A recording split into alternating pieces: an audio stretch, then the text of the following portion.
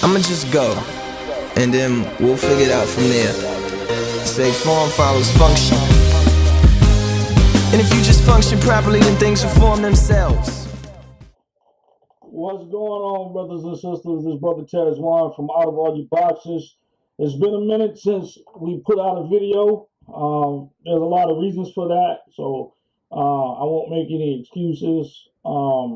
Just know that we are back, and it is the intention to put out 1 to 2 videos a week. Now, starting out, the bulk of the videos that we're going to be putting out are going to be religious-based videos, because I know in my life experience that religion is one of the primary controllers of people. Again, if you've read the mission and the vision at the beginning of the videos, you know that Out of All Your Boxes is not a religious organization, and this is not.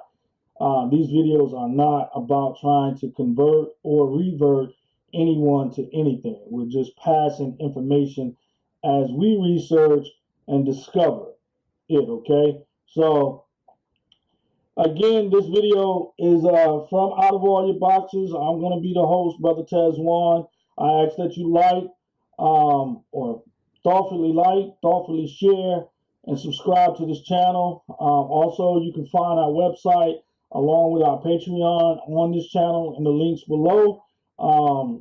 Donate. We definitely can use your help. So this week's topic, let's get into it, is the commandments from God to men. Now, you're going to see me look away every once in a while because I'm going to be reading from my notes, because I don't want to really deviate too much from it, and because I want this video to be kind of short. So again, the title of this video is the commandments from God to men. And I'm going to be pulling out of the Bible in this case, and probably anything that comes in this series will be drawn from the Bible, because so many people refer to the Bible and use the Bible as their guide in America. So if you're watching this, and if you're in an Islamic country or some other type of religion, I'll be putting out videos on topics that I feel like I need to put out in reference to those books in time. But as of right now, we're going to mostly be coming out of the Bible. So again, 1/3 time, the commandments from God to men. And we're going to be drawing from Genesis chapter 1, verse 28, 29, primarily, and we'll look at a couple other scriptures, either specifically or just kind of paraphrasing, also to give context and reference. So let's get into it. So as usual, the first thing I like to do is give you a baseline. So the title of this is the commandments from God to men. So in order for me to go into this topic, I realized I have to define what a commandment is. So in that regard, let me do that right now. A commandment is an order from God that regulates the action of men. All right? So a commandment, again, is an order from God that regulates the action of men. So we're clear about what a commandment is. It's an order from God that regulates the action of men. All right? Now, I know that you're watching this video and you're probably expecting me to go against the grain. And that is absolutely what I'm about to do. All right? What I'm about to say, again, isn't intended to cause any controversy, isn't intended to revert or convert anyone. My goal here is just to provide what I have discovered and call truth. And I feel like what I'm about to present, once you take a step back from everything you've been indoctrinated into and everything that you've been taught, you'll kind of see, or not kind of, will see my position. So, again, Genesis 1, verse 28. Let's start with verse 28. Now, in verse 28, you're going to get 3 of the 5 commandments. 3 of the 5 commandments. majority of what I'm going to talk about here today is the first 4 commandments. We'll deal with the 5th commandment on a separate video on a different topic because it's very, very important to that topic. And I won't give a topic away. I want you to go out and watch that video when that video comes out. But in this video, we're going to talk about the first 4 commandments. The first 4 commandments are found, again, and I keep saying this over and over, so there's no confusion about what scripture I'm pulling from. The Holy Bible, the book of Genesis, chapter 1, verse 28 and 29. All right, so the first commandment starts with, in verse 28, be fruitful and multiply. The second commandment is fill the earth and subdue it. The third commandment is have dominion over the fish of the sea, over the birds of the air, and over every living creature that move on the earth. All right? So the first commandment does what? It establishes family and nation. The second commandment does what? It establishes a homeland. The third commandment does what? It establishes control of your environment and your influence. All right? And we'll talk more about that in a second. So just know that those are the first 3 commandments which are found in verse 28 of chapter 1 of the book of Genesis inside the Bible. The 4th commandment is, and it's very clear, it's very, very clear, so don't get this confused with anything anybody else has told you. All right, so the 4th commandment is, and I say that because I can already hear the voices in the background. Not people in my background, but you guys out there. So the 4th commandment is, verse 29 of Genesis 1 of the Holy Bible. Is verse 29 explains what is to be eaten as food. Okay? This is the 4th commandment. Verse 29 explains what is to be eaten as food. It was commanded on what we should eat as food. All right? Now, it says, for food, every herb of the field that yields seed on the face of the earth. So every herb of the field that yields seed on the face of the earth. Number 2, in that part, or the second part of the 4th commandment, is every tree whose fruit yields seed. To you, these or it shall be food. All right? So, for all those people that are out there eating, to include myself, that are eating meat, that are eating Twinkies, Skittles, potato chips, all of these things, the Bible is very clear on what the original design was supposed to be eating. All right? Again, it's herb that yields seed and fruit that yields seed. All right? Fruit that yields seed and herb that yields seed. Nothing else. Now, on a different video, we'll talk about the 3 diets that's given in the Old Testament in the Bible. I'm not going to discuss that here, because in that video I'm going to go more in depth and I'm going to explain to you why certain things were allowed to be eaten at a certain period of time. All right, and that's on an upcoming video, and that's going to be titled "The 3 Diets of Man." All right, just so you know, so you can be looking for that. Now, so let's go back. We talked about what the first 4 commandments of the 5 are. All right, very clear, very concise, no questioning, no need for a whole lot of interpretation. So what about the commandments that we all grew up with? And we were told these are the commandments of God, the 10 commandments, the commandments that was given to Moses in Exodus chapter 20, verse 1 through 21. What about those? All right. Now, hear me very good. These scriptures, those words of God that was given to Moses, were not commandments. They were reminders. And then now, obviously, the question is, well, if they weren't commandments, why would he have to remind them? Well, at this point in time, and at this point in history, when Moses was given these things, this was after the great disobedience, the sin, the so-called sin of Adam and Eve in the garden. It is after the flood. It is after the tribulation of Abraham. Okay? So, all the things that Moses was given, on the Mount Sinai, when God spoke to him up in the mount, it was not commandments. These were reminders to the people. Now, let me say what I have written. The reminders found in Exodus 20, chapter 20, verse 1 through 21, are not commandments.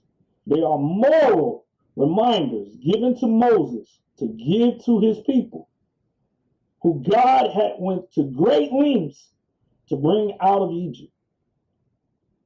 Everything mentioned is a reminder because God knew the nature of man after the great disobedience of the garden, and that man had been indoctrinated, or the Hebrews in this case, had been indoctrinated into the ways of the Egyptians.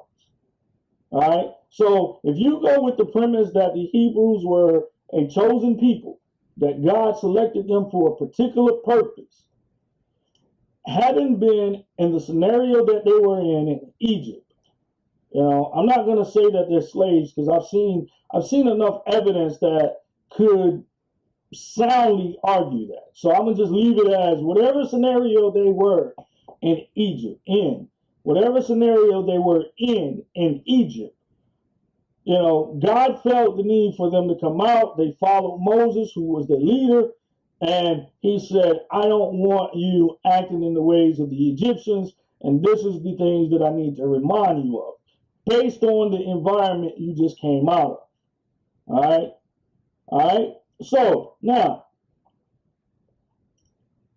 with that said, verse 28, let's go back to verse 28. So we clear about why those are not commandments in terms of Romans. If you're not, I'm gonna touch on it a little bit more in a few minutes, but I don't want to lose, the actual commandment. So let's go back to verse 28. Verse 28 opens with the word, or the translated word, be. It's one of the few times in the entire Bible that you see and hear the word be. B-E. Bravo, echo. All right? This word indicates action or literal interpretation. I mean, it's something that is physical. It's there. It's present. All right? It's something that you've done or do. All right? Be fruitful is the first word that comes after the word be. Be fruitful. The word fruitful suggests spreading of seed of the same tree, and I say that word for a reason. Again, it's another video when I talk about the trees of the garden. Or in this case, this tree being the man, because kind of to give you a little bit on what's going to come in the video of the trees of the garden, Adam was the fourth tree. All right, he was the fourth tree in the garden. There were three other trees, and we'll talk about that in the other videos. But fruitful suggests the spreading of seed of the same tree. Multiply suggests increase or grow or enlarge through the process of being fruitful. Now, I'm pretty sure many people, I don't got to explain what this means, in the context of humanity. Being fruitful means a man and a woman having sex and having children and growing the nation. Like if I go back to what I said earlier about the first commandment means establish a family and a nation. The second commandment says it means establish a homeland.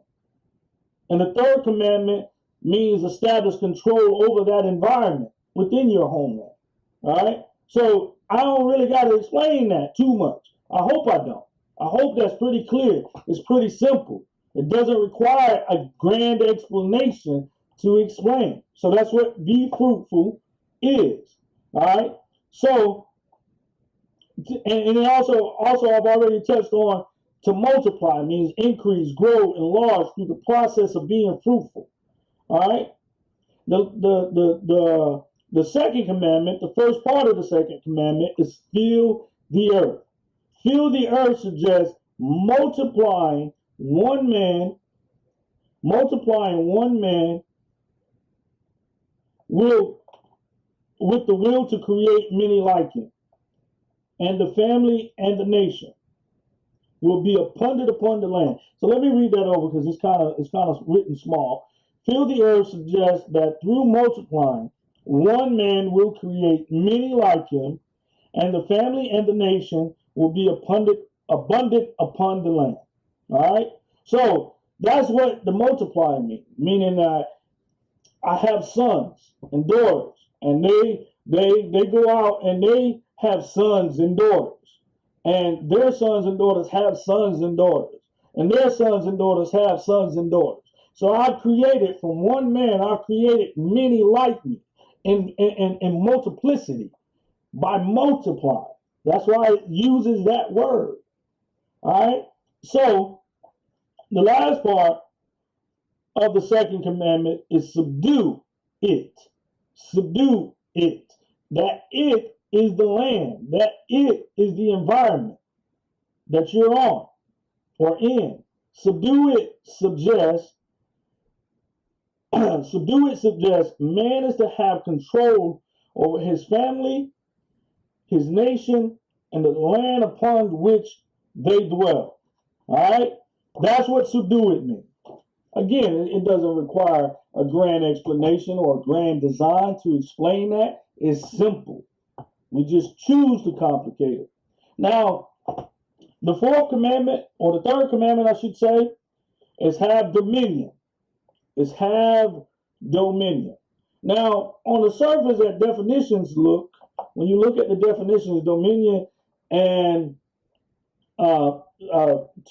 dominion and the word subdue have a really similar definition. So naturally, when I first started researching this, I was like, okay, why would he say two different things or two of the same things twice?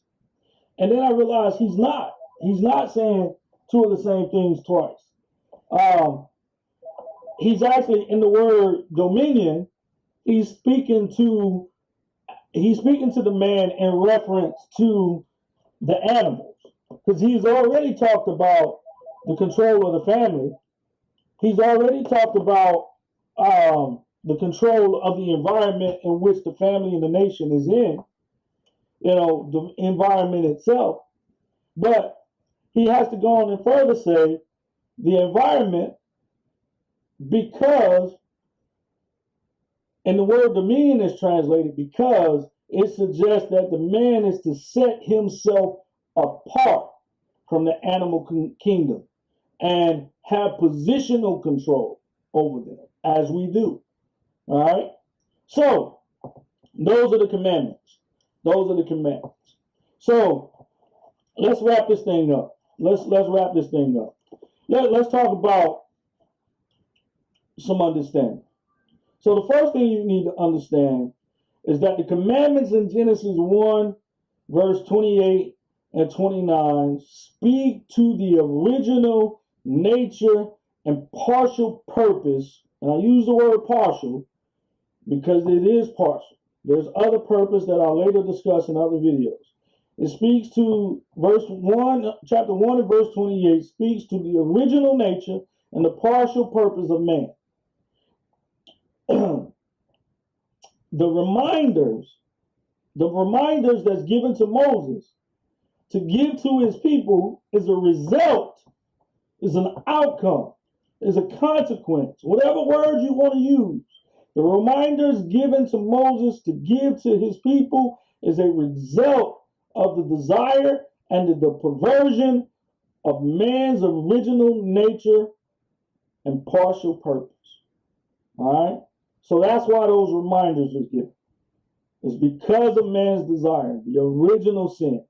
Desire is the original sin. And I talked about that in depth in another video. All right? So it's not to say, and I'm not saying, so don't get it twisted and don't get it confused. It's not to say that the reminders given to Moses are not from God and that we should ignore them. But we must understand. We must understand and acknowledge at this point in human history, the point in time in which God was speaking to Moses and that God had brought the people of Moses out from Egypt. It was clear. It was clear, just like it is today. It was clear that man was not or wasn't going to be able to escape desire. Was not going to be able to escape desire. That's why he reminded them. Now, a key word and the reminders that we must take account for is, why didn't he say be? Why didn't he say do not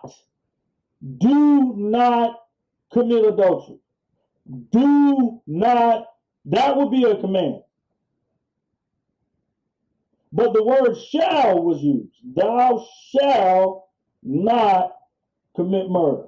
Thou shalt not create graven image. Thou shalt not put another God before me. He didn't use the word. He added the word shall, or it was translated the word shall. It wasn't do not commit adultery. It wasn't do not put other gods before me. It wasn't do not cover. It was shall. Thou shalt not, or you shall not. All right. And what that word does, it gives flexibility. All right. Now, in this is why the word shall is used 9 of the 10 times. The only other time it's not used, the word shall is not used, is in the 4th command, or in the 4th reminder, or what is called the 4th commandment in certain denominations of Christianity. All right, it's called the 4th commandment in all denominations, but there's some denominations of Christianity that they it's central to their practice. All right, it's the 4th commandment or the 4th reminder, as I'm saying it is. The 4th reminder is remember. And I remember when I was in a particular denomination, they used to make emphasis on the word remember. And the reason why they would make emphasis on the word remember is because it spoke to the idea that the world had forgot what the Sabbath is. All right. So the word remember is very clear about the nature of man at the time regarding the Sabbath. All right. When the people of Moses was brought out of Egypt, Egyptians did not worship on the Sabbath. So therefore, that anybody that was in Egypt were not allowed to worship on the Sabbath. Just like if you go to Mecca or Saudi Arabia or even to Egypt to this day, you're not worshiping on the existing Sabbath or the Sabbath that was established during for the people of Moses, right? And you ain't got to take my word for it. You can go to those places and you can experience those things just like I did, just like I saw those things and experienced them, you know. So that's why the word shall is used and the word remember is used. Clearly, God knew it had been and would be forgotten. That's the word why word remember was used. But be clear, when God gives a commandment, be very clear about this. Be very clear about this. When God gives a commandment and it's broken, there is a very clear and severe outcome. Now, this is where I kind of get facetious and tongue kind of go into the cheek. All right. So let me give you the first example of why I know that verse 28 and verse 29 were commandments. And now, and I'm gonna say something in a minute. And I know I'm gonna get a question about, well, if verse 29 is a commandment, why aren't we all dead? Why aren't we all dead? Well, it's because the diet was changed 2 other times. That's why we're not all dead. It was changed by God, not by man. It was changed by God 2 other times. Is the reason why verse 29 has not been severely punished as it was with the 5th commandment. All right, it wasn't severely punished. Those commandments that what comes out of verse 29 wasn't severely punished because of the disobedience. The first disobedience had already occurred, and it was like God at that point knew that, okay, they ain't gonna do right. They ain't gonna escape the desire. So let me put some provisions in place. That's what happened. All right. So for those that are saying, well, you saying that verse 29 is commandment, but we all this stuff that we ain't supposed to eat, but the world hadn't been wiped out, or the world hadn't been entirely changed. Now, I will beg the question that to an extent and to a measure, it has because of that. But it didn't, the disobedience in that commandment wasn't as immediate and as severe as it was with the 5th commandment, which again, I talked about in another video. All right. And for those that know the Bible, you know what commandment I'm talking about. All right. You know what the great disobedience is. All right. So I'm not trying to act like anybody doesn't know what the 5th commandment is. It's just that I want to talk about that topic on a completely separate video that has its own content by itself and alone. So let's go back into this. For example, this is how I know that the 5th commandment, which I'm not really speaking of, but I know what a commandment is and what a reminder is. The difference between the commandment and the reminder. For example, when Adam is commanded, boom, there it is. When Adam is commanded not to eat of the tree of knowledge of, let me say that correctly. When Adam is commanded not to eat of the tree of the knowledge of good and evil, the punishment for this disobedience is swift and visible for everyone to see. It had everlasting effect. Everlasting effect. All right. So that's what the 5th commandment is. The commandment that God gave to Adam when he put Adam in the garden. You know, and again, I'm going to talk about this more in its own video. But the 5th commandment, just to clear it up, the 5th commandment is when God commanded Adam and said, thou shalt not eat of the tree of the knowledge of good and evil. All right? That's the 5th commandment. And that punishment is clear. The dragon got his punishment, the woman got her punishment, and Adam got his punishment. And it was swift, it was immediate. It had planetary effect. And again, I go into all of that when I get to those topics. All right. So since we know that in that case, Adam and Eve and the dragons, Adam and Eve and the dragon, or the dragon, Eve and Adam's punishment is clear and swift. How many people, let's talk about these other commandments, so-called commandments, or what I call the reminders that was given to Moses. How many people you know that put other gods before the Most High? Huh? How many people you know that worship other gods? You know, how many Satanists you know?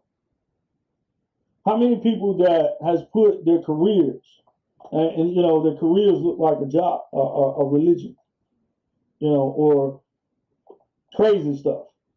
You know, they practice their crazy stuff religiously. How many people you know like that? How many people you know pick and choose what day they go to worship? You know, some people just go to church on Wednesday. Some people just go to church on Easter Sunday. Some people only go to church during the Christmas holidays. Some people go to church on, their Sabbath is Friday. Some other people churches on Saturday. Some other people churches Sabbath is on Sunday. And some other people's Sabbath is on Monday. Or whatever day they choose. How many people you know like that? Let's go even a little bit further. How many thieves you know? How many murderers you know? How many murderers do you know? Just because a man ain't in jail and because he hadn't been accused or convicted of a murder doesn't mean he's not a murderer in his mind. How many people you know that murder animals? It might have not been a human. It might have been an animal without cause and without just. Some will argue that we murder animals every day for food. That's a position. And it's a sound one if you ask me. How many liars do you know? Whether blatant liars or liars that lie with lies of omission by leaving stuff out. Telling you partial truth. Telling you only what they think you want to hear. How many liars like that do you know? How many adulterers do you know? I know a lot, self-included. That title applies to everybody. Adultery applies to everybody. I tell you to go back and look at my video on why marriage failed, and you'll understand why I say that title applies to everybody. How many envious people do you know? People that look at you and want what you have. Or you might be that person that look at somebody else and want what they have and willing to do and act in whatever way possible to get it. Yet we all are still alive. We all are still blessed. We really hadn't experienced much punishment. Not to the severity in which the dragon, Eve, and Adam experienced after the great disobedience. Haven't experienced that. So again, that's why verse 28 and verse 29, and later when Adam is put in the garden, are the first 5 commandments. Be clear about something. The garden was planted by God for a specific purpose. And just like Adam was put in the garden for a specific purpose. Be clear about that. And this is something, again, I'm going to go into in a different video to give some clarity, because I believe in clarity. I believe in context. I know those things to be what's required and what's missing.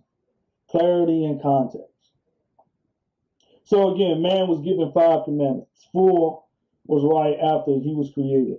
And 1 was when he was put in the garden. The consequence of the one disobedience to just one command changed everything forever. So this clearly screams that which was given to Moses are not commandments. They're reminders. And what's in Genesis chapter 1, verse 28 and 29 are the first 4 commandments that man is to abide by. All right. Now, verse 29, that commandment, again, that commandment was amended twice. It was amended twice. All right. And again, I'll talk about that more and why on a different video. So that's it for now, brothers and sisters. Again, this title of this video was the commandments from God to men.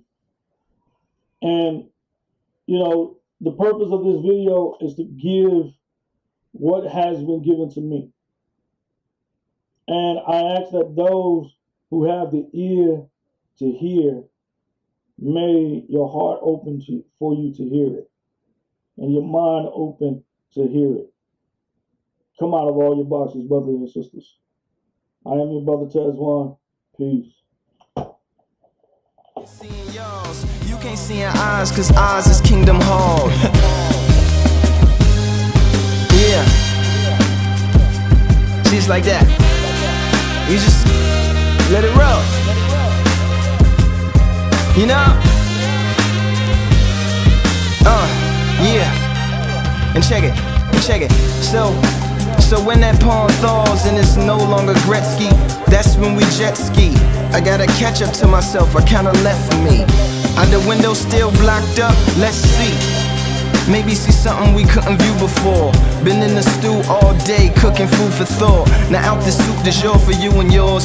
Might find sushi for your soul. We call that moving raw. Lions won't cross the line, cougars won't move a paw. Chickens won't cross the road, dogs won't roof at all.